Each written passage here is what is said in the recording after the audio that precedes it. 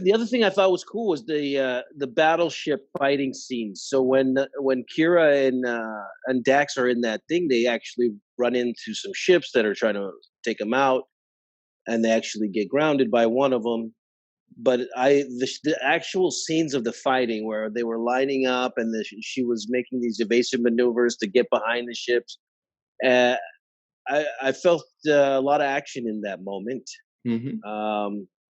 And it was good to see how they said they were going to lower into the atmosphere.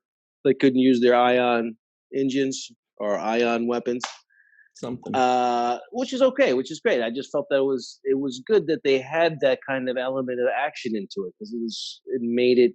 I'm sure there's a budget for all those special effects. They're on an Earth-like scene, so it was pretty good. I thought that was entertaining. Mm. I also thought it was entertaining when the whole way they tied in the exposition of revealing the evidence. We're gonna bring the evidence to the Bajoran provisional government, slap it on the table, and ruin their plans.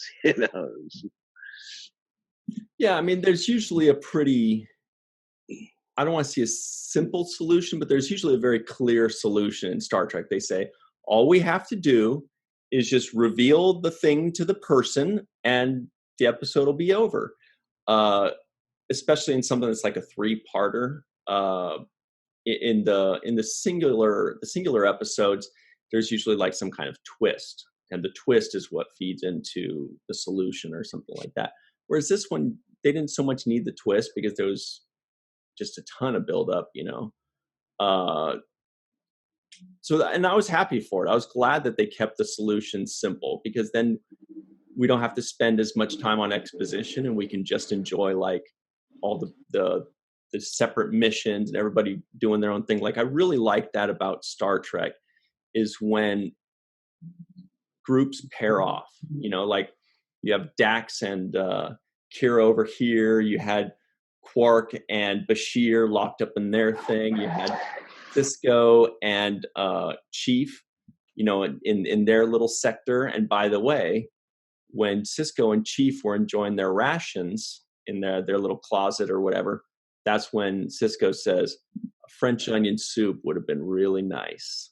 Oh, that's where it comes in. Yeah. And I agreed with him. Yeah, no, I thought that was really well done. This Vedic who wants to become Kai, what? Vedic Wynn? Vedic Wynn, is that her name? Yeah. No. Yeah, that's her name, right? Vedic Wynn, the one who wants to. She's working behind the scenes to become the Kai. Yeah, she'll be Kai Wynn later. She will become Kai eventually, right? Mm-hmm. She's just so manipulative and disgusting in her ways. Like, she turned so quickly. Like, you wouldn't have a problem with examining the evidence, then, would you? And I'm like, a second ago, you were over here plotting, planning your victory party. And now you're switching over because you see the tide is turning, and you switch over on this side and throw that guy under the bus. I thought she's one of the most unscrupulous characters in our show. Mm. I would say she's several tiers down below Quark and below Keiko. Below Keiko, yes, exactly.